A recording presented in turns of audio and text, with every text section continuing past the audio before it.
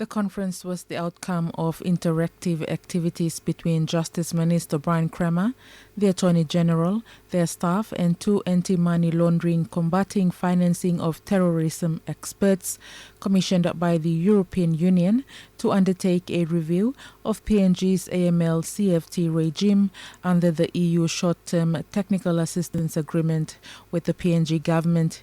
The conference also marked a very important and significant step in the Prime Minister and the Minister for Justice's reform program to combat corruption and money laundering towards recovery of proceeds of criminal activities.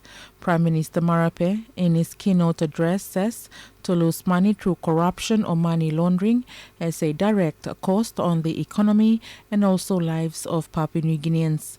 He says, according to the International Monetary Fund, PNG lost an estimate of around 1.8 billion kina to 4.4 billion kina in its revenue through corruption in 2017. Only 2017 statistics from IMF, if 1.8 billion kina in our economy is siphoned out through money laundering or corruption, that is enough to build more roads than just the cuts we made through Maramuri or Karamui or others. That's the money we need to ensure we have so that we build more classrooms, more schools, or more hospitals for the matter.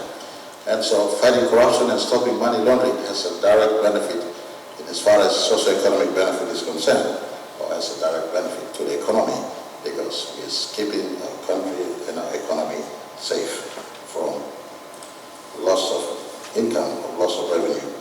Mr. Marape says fighting corruption and stopping money laundering will benefit the country in terms of service delivery. The Prime Minister commended the partnership between the Department of Justice and Attorney General and its stakeholders and the EU, adding that he was now looking forward to the outcome of the conference. Justice Minister Brian Kramer says the conference is critical for PNG's way forward in fighting corruption and money laundering. He says corruption and money laundering is prolific in PNG. There is corruption in our health system, there is corruption in our education system, there is corruption in our law enforcement, there is corruption in our governments, there is corruption in every facet, essentially, of the entire government system down to the district.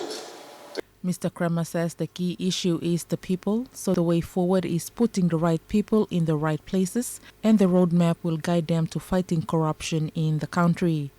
The next most important step is that good people assume positions. While many experts and scholars talk about the importance of institution, my view is actually it's not institution. Institution is just a word. It's just people.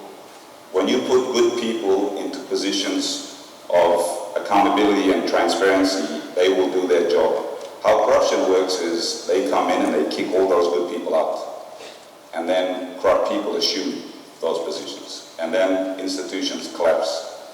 So the key issue, as most of them, some of you come from private sector, is your people. Our assets, even as our nation, is our people. So a big way forward is going to be putting the right people in the right place and giving them the tools. In this case, it is this roadmap to guide them on the best practice of fighting corruption. PNG's AMLCFT regime was reviewed and assessed for the technical needs that it requires to operate within a framework of best practices and the state-of-the-art in terms of legislative, administrative, operational, and leadership qualities. Grace Tiden, NBC National News, Port Moresby.